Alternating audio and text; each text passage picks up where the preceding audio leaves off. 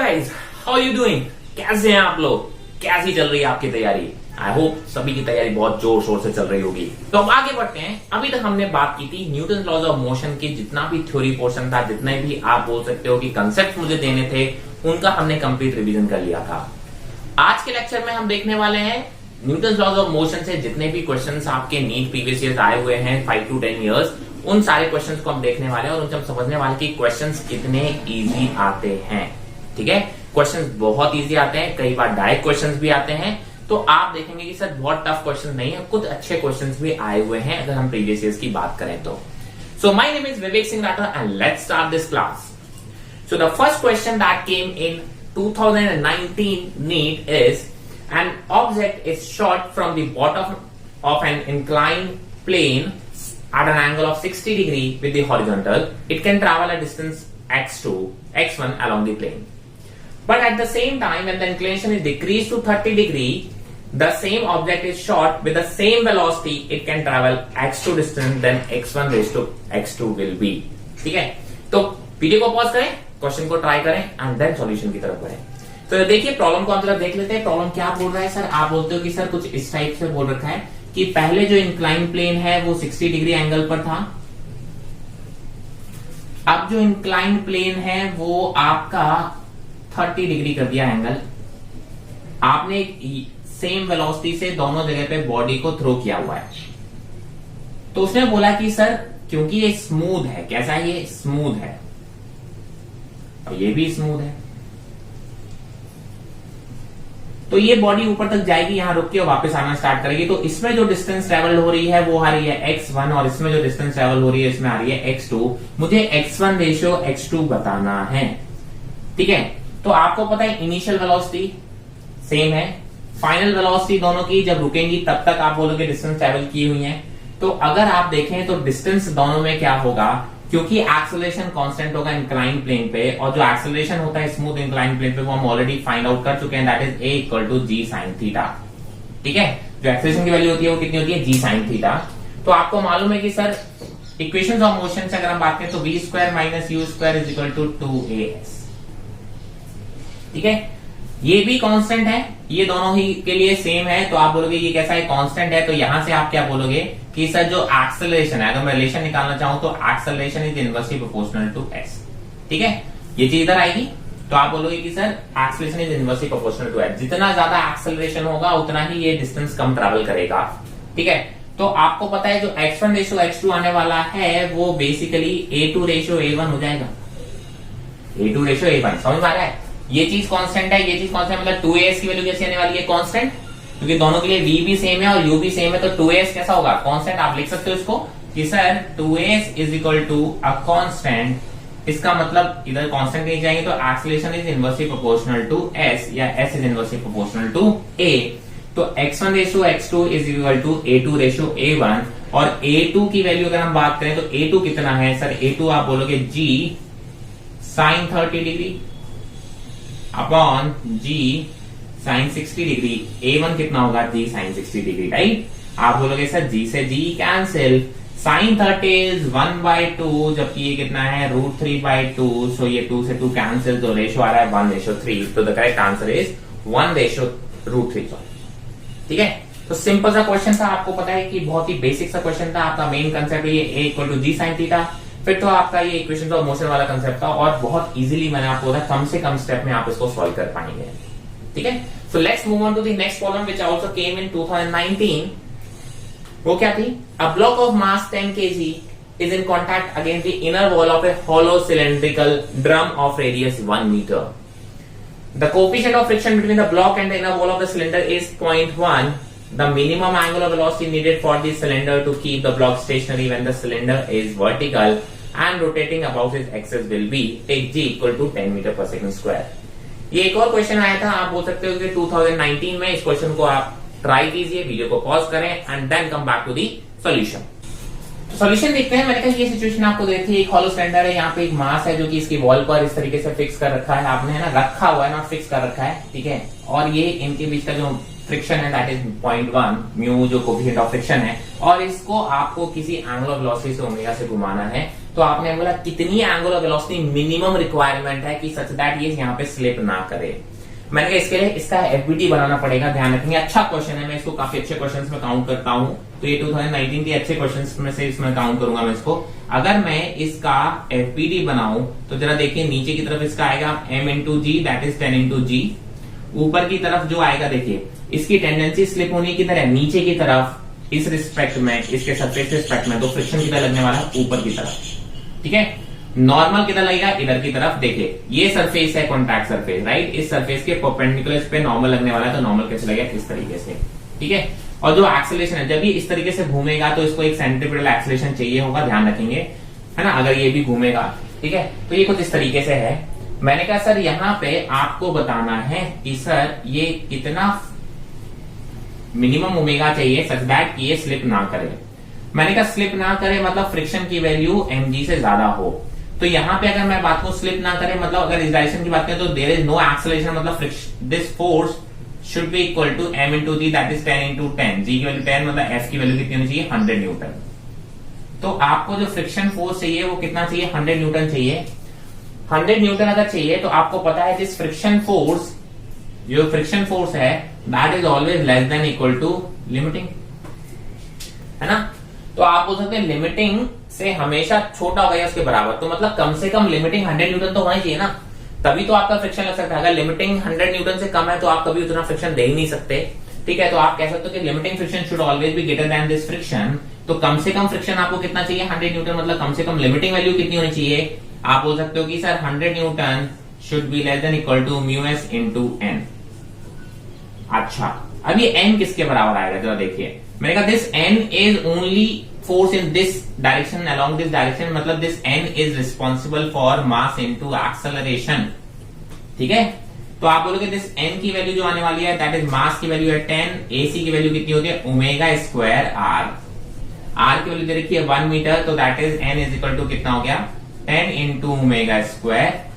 आप बोलोगे जरा रख दो आप यहां से 100 लेस देन म्यू एस की वैल्यू दे रखी है 0.1, और आप बोलोगे न्यू n की वैल्यू दे रखी है 10 ओमेगा स्क्वायर। तो यहां से जब आप इसको सॉल्व करोगे तो 10 इंटू 0.1 इज 1, तो omega square should be greater than 100 और omega should be greater than equal to 10 radian पर second square,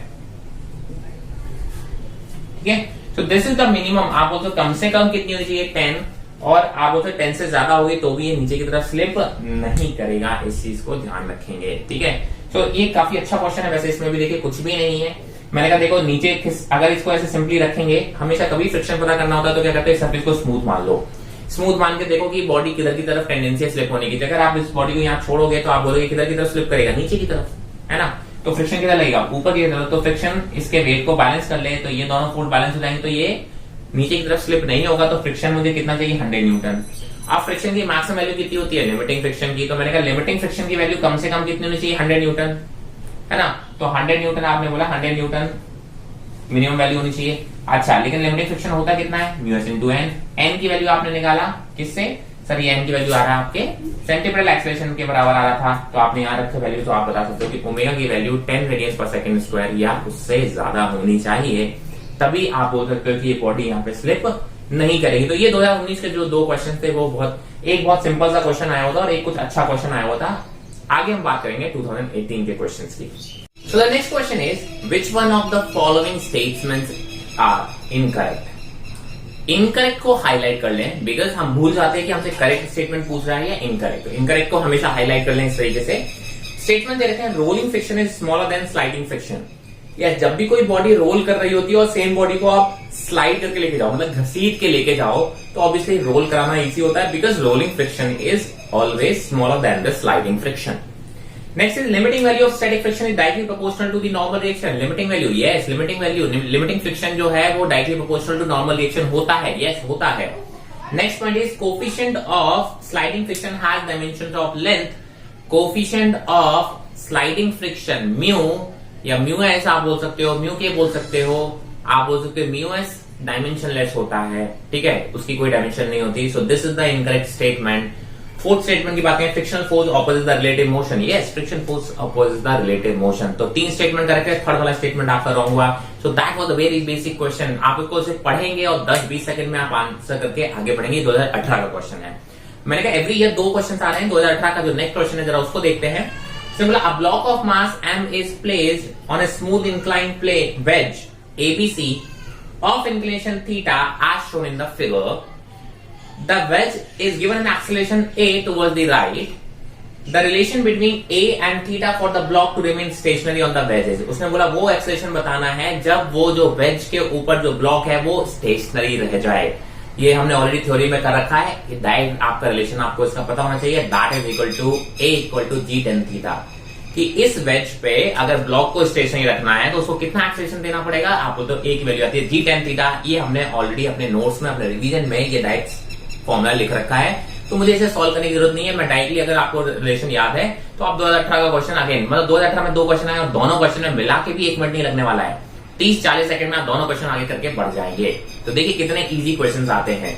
So let's move on to the next question which came in 2017. 2017 का जो क्वेश्चन था उसने क्या बोला, one end of string of length L is connected to a particle of mass M and the other end is connected to a small peg on a smooth horizontal table. If the particle moves in a circle speed v, the net force on the particle directed towards center will be, where T represents the tension on the string, और 4 option दे रखे हैं, ठीक है। तो आप question को try कीजिए, video को पॉज करें एंड देन हम सॉल्यूशन देखेंगे। तो जरा देखते हैं सॉल्यूशन क्या है, किस तरीके से आप बात करेंगे। आपने बोला कि सर कुछ इस तरीके का क्वेश्चन है, ये एक हॉरिजॉन्टल टेबल है, यहां पे एक स्ट्रिंग से एक, आप बोल सकते हो कि एक इस तरीके से मास को फिक्स कर रखा है। ये स्ट्रिंग है और इसे इस मास को क्या कर रखा है, फिक्स कर रखा है। आप बोलेंगे सर ये इस तरीके से एक सर्कुलर मोशन कर रहा है, क्या कर रहा है, सर्कुलर मोशन कर रहा है। ये हॉरिजॉन्टल टेबल है। अगर मैं यहाँ पे देखिए इसको साइड से अगर इसका एफबीडी बनाने की कोशिश करो इस पॉइंट मास का, तो नीचे क्या लग रहा होगा, mg। टेबल इसको ऊपर की तरफ क्या फोर्स लगा रही होगी, नॉर्मल। ध्यान रखिए ये टेबल ऐसे रखी हुई है, इस टेबल पे यहां से स्प्रिंग से बना हुआ एक पार्टिकल है जो कि सर्कुलर मोशन कर रहा है इस तरीके से। तो mg लग रहा होगा नीचे की तरफ और आप बोलेंगे नॉर्मल कितना लग रहा होगा, ऊपर की तरफ, ठीक है। नॉर्मल जब ऊपर लग रहा होगा तो आप बोलेंगे कि सर ठीक है, बहुत अच्छी बात है। और टेंशन किधर लग रहा होगा, आप बोलेंगे टेंशन लग रहा होगा इस डायरेक्शन में, ठीक है। और यही टेंशन आपको इस डायरेक्शन में जो रिक्वायर्ड सेंट्रीपिटल एक्सीलरेशन है वो दे रहा होगा, ठीक है। आपने बोला ये जो जिस स्पीड से मूव कर रहा है वो स्पीड दे रखी है v, क्या दे रखी है, v। तो बताना है कि सर इसमें जो t है, आप बोलते हैं नेट फोर्स जो पूछा हुआ है, the net force on the particle directed toward the centre, इस डायरेक्शन में नेट फोर्स कितना लग रहा होगा। तो आप बोलोगे इस डायरेक्शन में जो नेट फोर्स है, राइट, आप या तो बोलोगे t लग रहा होगा क्योंकि this is the only force tension, और ये किसके बराबर होगा, that is equal to m into AC। तो आप बोलोगे T is equal to mass into acceleration, और एक्सेलरेशन भी कौन सा, centripetal acceleration, that is v square by, अगर इसकी लेंथ L दे रखी है तो आप बोलोगे v स्क्वायर बाय L। तो ये है आपका नेट फोर्स, या तो नेट फोर्स टेंशन बोलेंगे या नेट फोर्स ये बोलेंगे, दोनों ही। आप ऐसा नहीं बोल देंगे कि sir tension plus mv square by L। लोगों को क्या लगता है कि सर टेंशन लग रहा है प्लस सेंट्रीपिटल फोर्स लग रहा है, अरे टेंशन ही सेंट्रीपिटल फोर्स दे रहा है।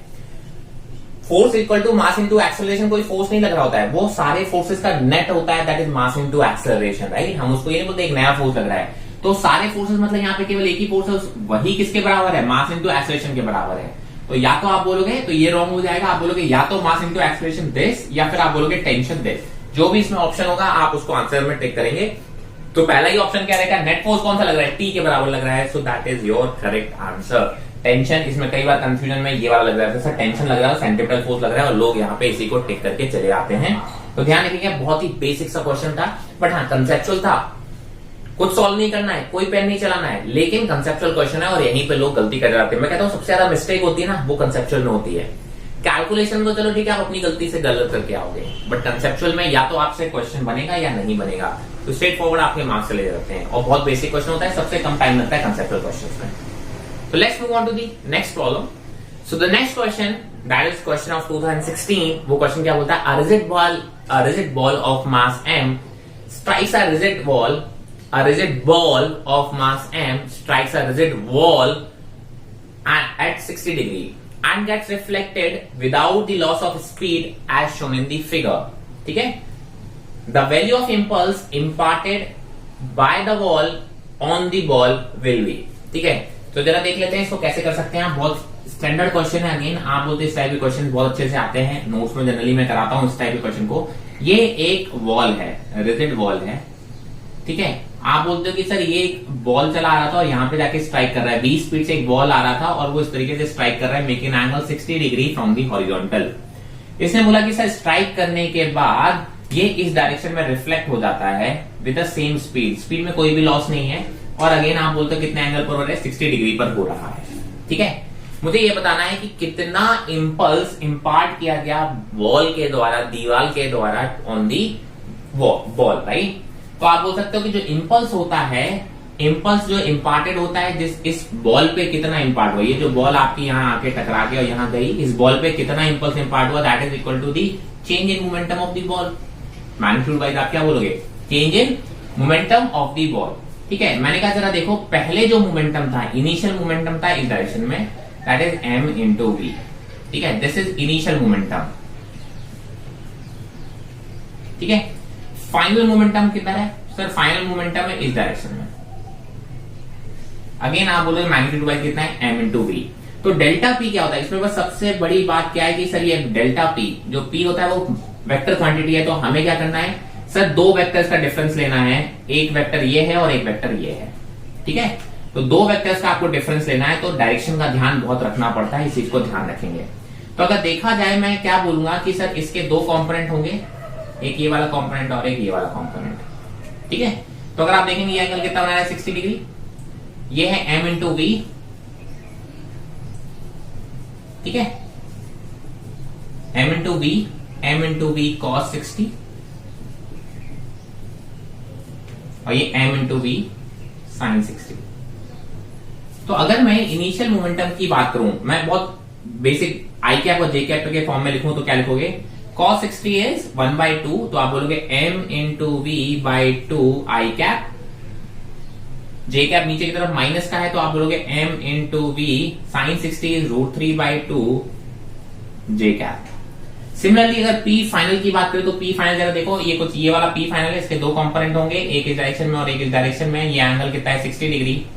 तो आप बोलोगे ये वाला कंपोनेंट कितना होगा, cos 60 वाला, और ये वाला एंगल कितना होगा, sin 60 वाला। तो अगर मैं यहां से लिखूं P फाइनल कितना है, आई कैप माइनस आई कैप में, तो आप लिखोगे cos 60 इज 1, तो आप बोलोगे माइनस mv/2 आई कैप, क्योंकि ये माइनस आई कैप में है, और आप लिखोगे जे कैप, तो यस नीचे की तरफ है, तो आप बोलोगे m into V √3/2 sine 60 √3/2 J cap.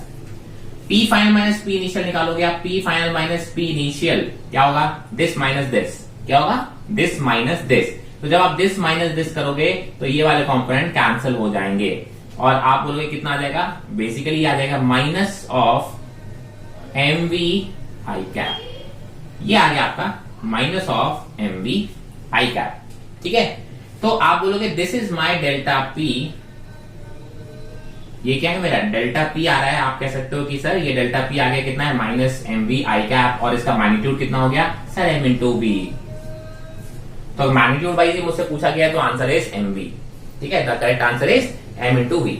अब देखिए इस टाइप के क्वेश्चन में डायरेक्शन का ध्यान रखना, आप कई तरीके से कर सकते थे, मैं वैसे ही कह देता हूं, देखो वाई डायरेक्शन वाले कंपोनेंट में कोई भी चेंज नहीं आया, वाई डायरेक्शन में दोनों ही कंपोनेंट कैसे हैं, सेम, तो कोई भी चेंज आएगा ही नहीं वाई डायरेक्शन के वेक्टर में, आप बोल सकते हो मोमेंटम में। केवल एक्स डायरेक्शन का मोमेंटम क्या था, पहले इस डायरेक्शन में था और वापस इस डायरेक्शन में आ गया। तो आप डायरेक्टली भी सॉल्व कर सकते हो, मैं आई कैप और जे कैप पूरा प्रेफर करता हूँ, डेल्टा पी हमेशा फाइनल माइनस इनिशियल होता है। ठीक है, तो आप वेक्टर फॉर्म में इस तरीके से सॉल्व करोगे तो ज्यादा इजी होता है, काफी स्टैंडर्ड प्रॉब्लम होती है। ठीक है, एक एक स्टेप इसको अच्छे समझिए, अच्छा क्वेश्चन मानता हूँ, बहुत स्टैंडर्ड है, कई बार आपने किया होता है, बट फिर भी मैं बोलता हूँ ये अच्छा क्वेश्चन माना जाता है, तो इसलिए आप एक एक स्टेप खुद सॉल्व करेंगे, तब जाके आपको इसकी प्रैक्टिस होगी कैसे हम आई कैप और जे कैप में सॉल्व कर सकते हैं। ठीक है, तो let's move on to the next problem. Problem again 2016 का एक प्रॉब्लम है, आप बोलोगे a car is negotiating a curved road of radius r, the road is banked at an angle theta, the coefficient of friction between the tires of the car and the road is mu, as the maximum safe velocity on this road is। ठीक है, तो ये banking with friction वाला case है, और इसका आपको directly formula याद रहता है, ठीक है, तो आप डायरेक्टली फॉर्मूला से आप याद रखोगे तो कितना आता है, जो मैक्सिमम से velocity v should be less than equal to लिखते हैं under root of R G into 1 plus mu S plus tan theta upon 1 minus mu S tan theta. ठीक है, तो कौन सा वाला ऑप्शन है, आप अगर देखोगे तो जो ऑप्शन थर्ड आ रहा है R into G mu S plus tan theta upon 1 minus mu S tan theta root में, that is your correct answer. Direct formula, direct आप उसको हिट करेंगे, आपको बिल्कुल टाइम वेस्ट करने की जरूरत नहीं है। ठीक है, मैं बोलता हूं ना, नए नोट से डायरेक्ट क्वेश्चन आते हैं, अगर आपने सिर्फ नोट रिवाइज कर लिए हैं तो भी आप बोल सकते हो, मैंने कहा था ना कि सर अगर 20 क्वेश्चन आए होंगे तो 10 क्वेश्चन तो आपसे बिना पेन चलाए ही सॉल्व हो जाएंगे। ठीक है, so let's move on to the next question. Next question is a plank with a box on it at one end is gradually raised about the other end. As the angle of inclination with the horizontal reaches 30 degree, the box starts to slip and slides 4 meter down the plank in 4 seconds. The coefficients of static and kinetic friction between the box and the plank will be respectively, right? आपसे बोला गया है कि आपको ये सब find out करना है। पहली बात तो ये 3-4 लाइन का क्वेश्चन आया, मैंने आपको जैसा थ्योरी के टाइम पे ही बताया था। आधे लोग तो उसको इतना सारा पढ़ के वैसे ही छोड़ देते हैं, यार ये क्वेश्चन तो हमसे नहीं बनेगा। ठीक है, दूसरे आधे लोग जिनसे ये क्वेश्चन बन रहा होता है उनको थोड़ा टाइम लग रहा होता है। मैं कहता हूं मैं बिना पेन चलाए इस क्वेश्चन का आंसर देने वाला हूं। जरा देखिए क्या इसने बोला कि सर एक इंक्लाइन प्लेन है और उसको हम रेज करते जा रहे हैं 30 डिग्री एंगल जैसे आता है वैसे ही दिस प्लैंक के ऊपर जो ब्लॉक रखा है दैट स्टार्ट्स मूविंग। इसका मतलब 30 डिग्री क्या है, 30 डिग्रीज एंगल ऑफ रिपोज है। 30 डिग्रीज एंगल ऑफ रिपोज, तो म्यू एस क्या होता है, mu S equal to tan theta आर होता है। ठीक है, टेन थीटा आर होता है, वे थीटा आर क्या होता है, एंगल ऑफ रिपोज। तो म्यू एस की वैल्यू तो कितनी होगी 1030 डिग्री, और 1030 की वैल्यू आप निकाल के रख दोगे। ठीक है, लगभग 0.6 आता है। फिर उसके बाद आपने दूसरा क्वेश्चन इससे पूछा है कि म्यू के कितना है। मैंने कहा सर म्यू के जो होता है म्यू एस से थोड़ा सा छोटा होता है। म्यू के क्या होता है, म्यू एस से थोड़ा छोटा होना चाहिए। अब आप देख लीजिए 4 ऑप्शन में कौन से ये 2 कंडीशन को सेटिस्फाई कर रहे हैं। ठीक है, तो आपने बोला पहला 0.4 एंड 0.3, दूसरा 0.6 एंड 0.6, तीसरा 0.6 एंड 0.5 एंड चौथा है 0.5 एंड 0.6। देखिए मैंने कहा म्यूएस वैल्यू कितनी थी 0.6, तो 0.4 वाला ऑप्शन हो गया, 0.5 वाला ऑप्शन हो गया। मतलब फर्स्ट और फोर्थ में जो म्यूएस वैल्यू 0.4 या 0.5 दे रखी थी वो तो बिल्कुल भी नहीं है, आप बचते हैं 2 ऑप्शन। और दूसरे ऑप्शन में मैंने बोला था म्यू के की वैल्यू म्यू एस से थोड़ा सा छोटी होगी, मतलब 0.6 से छोटी वैल्यू मतलब 0.5। So the correct answer is third.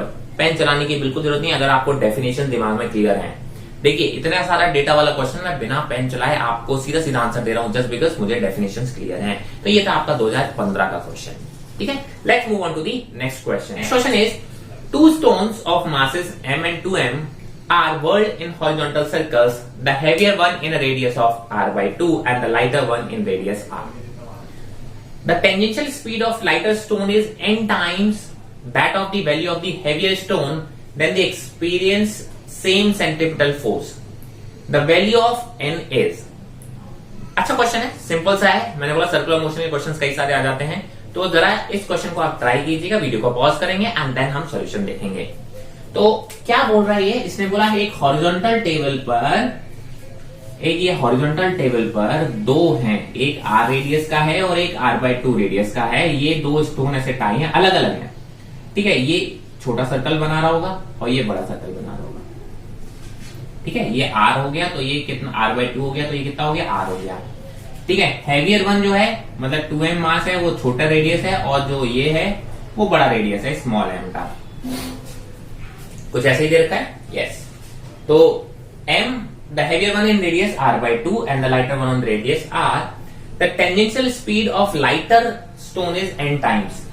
Lighter stone अगर इसकी टेंजेंशियल स्पीड v है तो इसकी स्पीड कितनी हो जाएगी n टाइम्स ऑफ v हो जाएगी।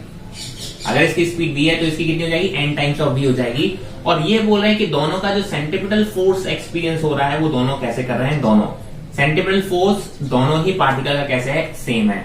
तो सेंट्रिपिटल फोर्स की वैल्यू क्या होती है, मास इंटू v²/r। इसका मास कितना है 2m, v की वैल्यू लिख ली मैंने v² और रेडियस कितना है r/2। आप स्मॉल r भी लिख सकते हो, जो भी दे रखा है, शायद से कैपिटल r दे रखा है क्वेश्चन में तो इसको कैपिटल r ले लेते हैं। तो कैपिटल r/2 इसकी बात करें, इसका मास कितना है स्मॉल m, इसकी स्पीड कितनी है nv, तो उसका स्क्वायर मतलब nv का स्क्वायर m इंटू v²/r और रेडियस कितना है r। अब जो कॉमन चीज है उनको कैंसिल करो जरा, देखिए m से m कैंसिल, r से r कैंसिल, v² से v² कैंसिल, तो ये जो वैल्यू ऊपर जाएगी तो कितना जाएगा 4, ये 2 इधर जाएगा तो कितना हो जाएगा 4, और यहाँ पे क्या बचेगा n स्क्वायर, तो n स्क्वायर की वैल्यू 4 है तो n की वैल्यू कितनी आ जाएगी 2, प्लस माइनस 2 आएगा, बट माइनस वाले से तो मुझे मतलब ही नहीं है, ठीक है। तो आप बोलोगे +2, तो n की वैल्यू कितनी आ रही है 2, and that is your correct answer. तो देखिए अगेन बहुत ही सिंपल सा क्वेश्चन है, बट यस कंसेप्चुअल प्रॉब्लम है, इतना इजीली सॉल्व नहीं होता है जब तक आपके कंसेप्ट क्लियर नहीं होंगे। जैसे देखिए मैंने फिगर बनाया, प्रॉपरली मार्किंग की, और आप 2 स्टेप 3 स्टेप में आंसर ले आया। आप लोग फिगर नहीं बनाएंगे, डायरेक्टली क्वेश्चन करने की कोशिश करेंगे, तो आप डेफिनेटली डेटा को ऊपर नीचे कर देंगे और आपका आंसर गलत हो जाएगा। सिंपल क्वेश्चन गलत, फिगर की इंपॉर्टेंस बहुत ज्यादा है, ऐसे क्वेश्चन में ध्यान रखेंगे। फिगर को आप बना देंगे तो आपके क्वेश्चन गलत होने के चांसेस खत्म हो जाएंगे। I hope this is very clear. So let's move on to the next question. So next question is from 2015. 3 blocks A, B and C are of masses 4 kg, 2 kg and 1 kg respectively are in contact on a frictionless surface as shown. If a force of 40 Newton is applied on the 4 kg block, the contact force between A and B is. Very simple, very basic question. Video को pause करें, question को attend करें and then solution की तरफ बढ़ते हैं। तो देखेंगे, आप बोलेंगे सर क्या दे रखा है क्वेश्चन में, इसने बोला 3 ब्लॉक्स हैं A, B, C, ये 3 ब्लॉक्स हैं A, B and C, 4 kg का है, ये 2 kg का है, ये 1 kg का है, एक फ्रिक्शनलेस सरफेस पर रखे हुए हैं, और आपने बोला कि सर एक 40 न्यूटन का फोर्स इस वाले ब्लॉक पे लग रहा है। आपको क्या पता करना है, A और B के बीच का कॉन्टैक्ट फोर्स पता करना है, A और B के बीच का कॉन्टैक्ट फोर्स पता करना है, और वो बहुत आसानी से पता किया जा सकता है। मैंने कहा मान लो इनका पूरे सिस्टम का एक्सेलरेशन कितना है, A है, पूरे सिस्टम का अगर एक्सेलरेशन A है, ठीक है, तो जरा देखिए सबसे पहले तो पूरे सिस्टम को हम एक कंबाइंड ब्लॉक मान के चलें तो एक्सेलरेशन निकाल लेते हैं। पूरे सिस्टम को अगर हम कंबाइंड ब्लॉक मान के चलें, पूरे सिस्टम को अगर हम कंबाइंड ब्लॉक मान के चलें, मतलब A plus B plus C, इस पे फोर्स लग रहा है 40 न्यूटन का, और एक्सेलरेशन कितना है A है, तो इक्वेशन क्या होगी sir, force equal to mass into acceleration. Force कितना है 40 newton is equal to mass कितना हो गया 4 plus 2 plus 1, it means 7 into A, mass into acceleration. Equation लिखी मैंने, इक्वेशन का मोशन की एफडी बनाने के बाद, तो आप बोलोगे एक्सेलरेशन की वैल्यू आ रही है 2 मीटर पर सेकंड स्क्वायर। तो जो एक्सेलरेशन आ रहा है वो कितना आ रहा है 2 मीटर पर सेकंड स्क्वायर। क्लियर। अब जरा हम बात कर लेते हैं A का, A और B के बीच का मुझे नॉर्मल फोर्स है, तो मैंने कहा A का एफबीडी बना लो और आंसर आ जाएगा। मैंने कहा A का अगर मैं एफबीडी बनाने जाऊं तो A पे फोर्सेस लग रहे होंगे, A का एक मास इंटू ग्रेविटी वेट नीचे की तरफ लग रहा होगा, एक नॉर्मल ड्यू टू ग्राउंड ऊपर की तरफ लग रहा होगा। मैंने कहा सर एक फोर्स 40 न्यूटन का इधर लग रहा होगा, प्लस एक फोर्स आप बोल सकते हो B लगा रहा होगा, इसको धक्का देखो A B को आगे की तरफ धक्का दे रहा है, तो B A को पीछे की तरफ धक्का दे रहा होगा, तो आप बोलोगे सर ये नॉर्मल फोर्स लगा रहा होगा ड्यू टू B। यही नॉर्मल हमको बताना है, यही इनके बीच का कॉन्टैक्ट फोर्स है, और इसका जो एक्सेलरेशन है वो इस डायरेक्शन में है 2 मीटर पर second square, that we have already found. ठीक है, तो ये स्टेप इसका इंपॉर्टेंट है, इस तरीके से हम एक्सेलरेशन निकाल सकते हैं। ऐसे हमने कई सारे क्वेश्चन किए होते हैं। वर्टिकल डायरेक्शन में मुझे मतलब नहीं है, क्योंकि वर्टिकल डायरेक्शन में एक्सेलरेशन नहीं हो रहा है। मैंने कहा सर इस वाली डायरेक्शन में अगर मैं एक्सेलरेशन की बात करूं और फोर्स की बात करूं, तो देखिए नॉर्मल इधर लग रहा है, 14 इधर लग रहा है। मैंने एक्सेलरेशन की डायरेक्शन को मैं पॉजिटिव मानता हूं, तो 14 minus n is equal to mass into acceleration. A का मास कितना है 4। जिस ब्लॉक का हमने एफबीडी बनाया उस ब्लॉक पे ही फोर्सेस देख रहे हैं, तो उस ब्लॉक का ही मास रखे जाएंगे, that is 4 into acceleration. Acceleration कितना है इंटू 2। तो n की वैल्यू हम निकालेंगे तो कितना हो जाएगा sir 14 minus 8, that is 6 Newton. So this is your answer. देख लो कितना टाइम लगा, बहुत ज्यादा टाइम लग गया, जबकि मैं प्रॉपर फिगर बना रहा हूं, प्रॉपर स्टेप वाइज आपको एक एक चीज दिखा रहा हूं, तब भी आप बोलोगे बहुत क्विकली ये आंसर्स आ जाते हैं। बस हाँ, प्रॉपर करने से आपकी जो मिस्टेक्स हैं वो बहुत कम हो जाती है, ना के बराबर हो जाती है। और यही मिस्टेक अगर हमने ओवरकम कर ली, मैं बता रहा हूं मैक्सिमम स्टूडेंट जो अच्छे स्टूडेंट्स होते हैं वो कम से कम 2 से 3 क्वेश्चंस आपकी सिली मिस्टेक्स की वजह से गलत कराते हैं। आप सोचिए 2 से 3 क्वेश्चंस, यही 2 से 3 क्वेश्चंस अगर हमने सिली मिस्टेक्स होने से रोक ली, हम कहते हैं 2 क्वेश्चन हम कम अटेम्प्ट करेंगे, लेकिन अगर ये सिली मिस्टेक वाले रोक लिए 2 से 3 क्वेश्चन, तो हमें मार्क्स ज्यादा भी मिल जाएंगे, क्योंकि हमें क्वेश्चन आते हुए भी गलत कराएंगे तो गलत हो जाएगा ना, और नेगेटिव मार्किंग भी कम हो जाएगी। तो डेफिनेटली हम बोलते हैं कि सर स्पीड पे इतना आप परेशान नहीं, स्पीड अपने आप आती है अगर क्वेश्चन आप जब बनते हैं। तो क्वेश्चन नहीं बनते हैं, सोचना ज्यादा पड़ता है, तब आपकी स्पीड चली जाती है। क्योंकि बच्चे बोलते सर मुझे तो बहुत टाइम लग जाता है, 2-2 4-4 मिनट लग जाते हैं क्वेश्चन में। क्यों? क्योंकि आपकी प्रैक्टिस नहीं, इसका क्वेश्चन आप बनते नहीं, आप वहां दिमाग लगा के सोच रहे होते हो। ये क्वेश्चन मेरे सारे देखे हुए होने चाहिए, मतलब मैंने इतनी प्रैक्टिस की हुई होती है, ठीक है। तो ये बहुत इजी सा क्वेश्चन है। Let's move on to the next question. तो नेक्स्ट क्वेश्चन भी 2015 से है, देखते हैं क्या क्वेश्चन है। उसने बोला a block A of mass m1 rests on a horizontal table, a light string connected to it passes over a frictionless pulley at the edge of a table, and from its other end block b of mass m2 is suspended. The coefficient of kinetic friction between the block and the table is mu k.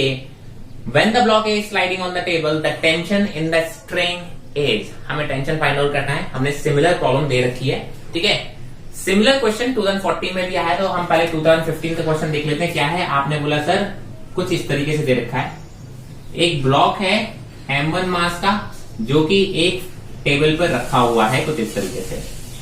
इसके बाद ये एक frictionless पुली से connected है, और इस frictionless पुली के दूसरे एंड पे एक ब्लॉक दूसरा है m2, ठीक है।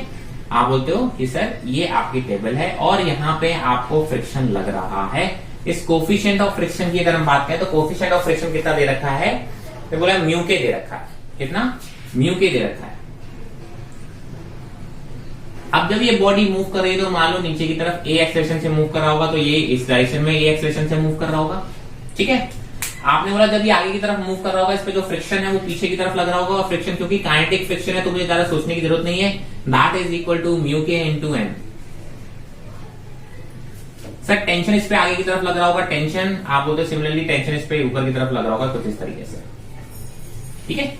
मैंने कहा सर इसमें 2 बार एफबीडी आप लगाएंगे और उससे आप आंसर को लेके आएंगे। एक बार एफबीडी हम M2 की बात कर लेते हैं। मैंने कहा M2 की अगर मैं बात करूं, M2 का अगर मैं एफबीडी बनाऊं, M2 पे 2 फोर्स लग रहा है नीचे, एक तो लग रहा है M2 इंटू जी, और ऊपर की तरफ क्या लग रहा है टेंशन, और एक्सेलेरेशन की तरह नीचे की तरफ ए। एक्सेलेरेशन की डायरेक्शन को हम पॉजिटिव मानते हैं तो हम क्या लिखेंगे M2G minus T is equal to M2 into A. ये मेरी आ गई इक्वेशन नंबर 1, ठीक है।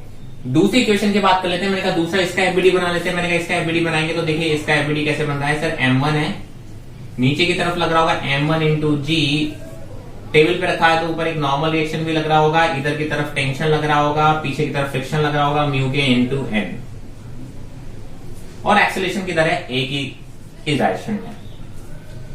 तो मुझे मालूम है इस डायरेक्शन में कोई एक्सेलेरेशन नहीं है, इसका ऊपर वाला force should be equal to नीचे वाला फोर्स। तो मुझे मालूम है कि इस n की वैल्यू किसके बराबर है, m1 इंटू जी के बराबर है। इसको मैं इक्वेशन नंबर 2 बोल देता हूं।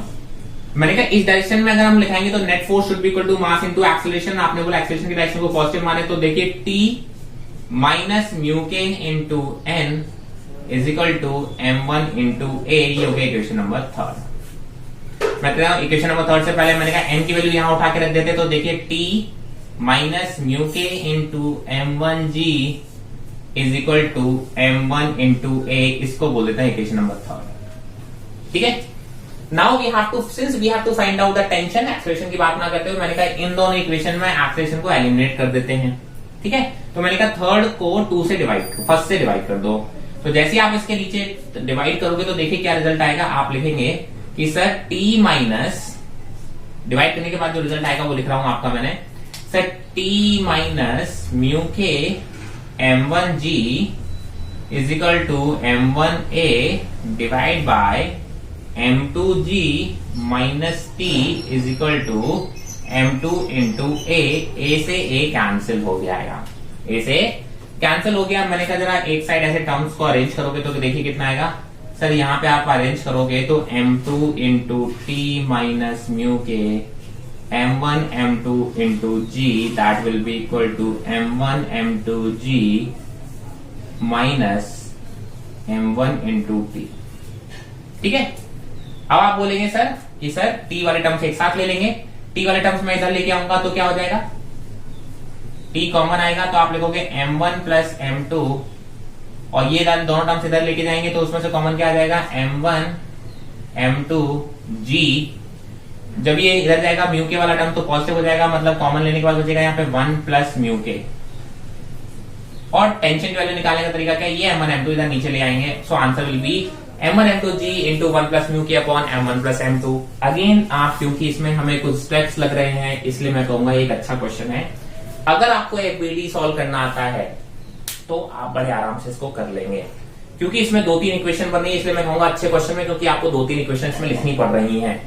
बाकी इस क्वेश्चन में कुछ नया कंसेप्ट कुछ भी नहीं है, जो आपने एफबीडी पढ़ा है, जैसे इक्वेशंस लगाई है वैसे ही सॉल्व करेंगे और इससे आपका आंसर आ जाएगा। So this is how you can find the answer and the correct answer is fourth option. एक एक स्टेप सॉल्व करना है आपको, कोई भी स्टेप आपसे मिस नहीं होना चाहिए। खुद पेन चलाएं, खुद सॉल्व करें, कोई भी स्टेप मिस करेंगे तो आपसे क्वेश्चन नहीं बनेंगे। स्टार्टिंग में आपको लगेगा टाइम लग रहा है, मैं कह रहा हूं एक एक लाइन को बड़े प्यार से लिख रहा हूं, फिर भी मैं कह रहा हूं 1-1.5 मिनट में मैं सॉल्व कर रहा हूं। एक एक लाइन को प्यार से लिख रहा हूं आपको समझाते हुए, ठीक है। आपको तो खुद सॉल्व करना है, आप प्यार से फिगर बनाएंगे, प्यार से क्वेश्चन लिखेंगे तो भी आपका जो टाइम है वो कम टाइम में आपसे प्रॉब्लम बन जाएगा, बशर्ते आपको सोचना ना पड़े।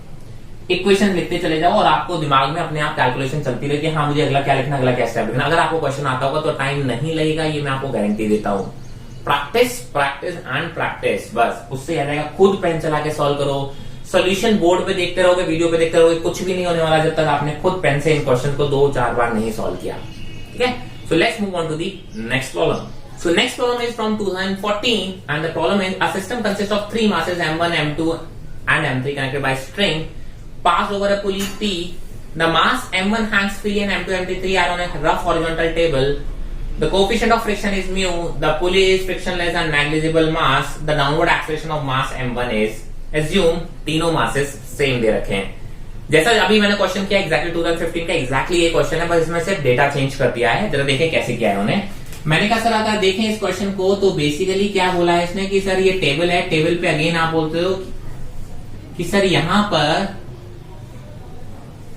2 मासेस दे रखे हैं इस तरीके से, m2 और m3, और दोनों के मासेस की वैल्यू m है, और तीसरा यहाँ जो मास हैंग किया उसका मास भी m है।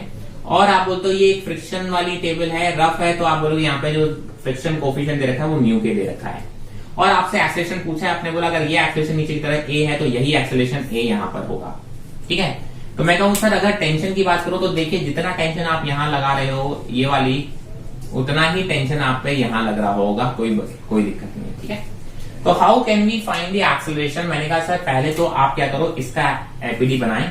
इसका एपीडी बनाएंगे तो जरा देखें, m मास है, नीचे की तरफ लग रहा होगा m इंटू जी, ऊपर की तरफ लग रहा होगा t, बार बार वही प्रॉब्लम। नीचे की तरफ एक्सेलरेशन a की डायरेक्शन को पॉजिटिव माना तो लिखोगे mg minus T is equal to m into a, equation number 1। Next problem मुझे यहां से लेके आनी है। मैंने कहा सर इसको कंबाइन को एक सिस्टम मान लो। इस कंबाइन को एक सिस्टम मानेंगे तो जरा देखेंगे इस पूरे कंबाइन सिस्टम की अगर मैं बात करूं तो ये टोटल मास कितना हो गया, 2m हो गया, बिल्कुल मान सकते हैं आप। तो इस कंबाइन के बाहर से कितने फोर्स लग रहे हैं? मैंने कहा ये बाहर से फोर्स लग रहा है और फ्रिक्शन बाहर से लग रहा होगा। मैंने कहा सर इस डायरेक्शन में टेंशन लग रहा होगा और इस डायरेक्शन में क्या लग रहा होगा, फ्रिक्शन लग रहा होगा, ठीक है। काइनेटिक फ्रिक्शन है, काइनेटिक फ्रिक्शन लग रहा होगा। और आप बोलोगे ऊपर की तरफ नॉर्मल लग रहा होगा, नीचे की तरफ इनका 2m इंटू जी। मुझे इस डायरेक्शन और जो एक्सेलरेशन है वो इस डायरेक्शन में a होगा। एक्सेलरेशन कितना होगा, a होगा, वो भी इस डायरेक्शन में होगा, ठीक है। अब आप बोलोगे सर यहां इस डायरेक्शन में कोई एक्सेलरेशन नहीं है, इसका मतलब ऊपर वाला force should be equal to नीचे वाला फोर्स। मतलब यहां से मैं बोलूं तो m की वैल्यू जो आएगी वो आ रही होगी 2m इंटू जी। ये मेरी इक्वेशन नंबर 2 हो गई। इस वाली डायरेक्शन की बात करें तो ये एक्सेलरेशन इस डायरेक्शन में, इसी डायरेक्शन को अगर हम बोलेंगे फोर्स तो t minus F K, force of friction की वैल्यू कितनी होगी, mu K into N is equal to mass into acceleration that is 2m into a। मैंने कहा m की वैल्यू यहां से रख दोगे तो t minus mu K into 2mg is equal to 2m into a, equation number 3। मुझे इस बार क्या निकालना है सर, टेंशन नहीं निकालना है इस बार, एक्सेलरेशन निकालना है। तो एक्सेलरेशन जब निकालना है तो देखिए ये t की वैल्यू को उठा के इसमें पुट कर दो, यहां से t की वैल्यू को उठा के रखेंगे, या आप कह सकते हो दोनों इक्वेशन को ऐड कर दो। जैसे आप बोलोगे वैसे आप कर सकते हो। जैसे ही दोनों इक्वेशन को जब आप ऐड करोगे, इन दोनों इक्वेशन को, देखिए ये t और ये t कैंसिल हो जाएगा। तो जब ऐड करोगे तो जो रिजल्ट आएगा वो लिखते हैं mg minus mu K into 2mg is equal to m into a plus 2ma। Acceleration निकालना है भैया, कॉमन क्या आएगा इसमें से, एक्सेलरेशन बाहर ले लो। आप बोलोगे m प्लस 2m कितना हो जाएगा, 3m। और देखिए m कॉमन लेके कैंसिल हो जाएगा। तो जो एक्सेलरेशन की वैल्यू आ रही है जरा देखो कितना आ रहा है, यहां से कॉमन ले लो g, तो g जब कॉमन लोगे तो आएगा 1 माइनस 2 म्यू के अपॉन नीचे कितना आएगा 3, 1 plus 2 3। So this is your answer. Acceleration की वैल्यू कितनी आ गई, देखिए 14 और 15 के क्वेश्चन में देखिए सिमिलर इक्वेशंस आ रही हैं, वहां पे मुझे टेंशन निकालना था, यहाँ पे क्या निकाला था, एक्सेलरेशन।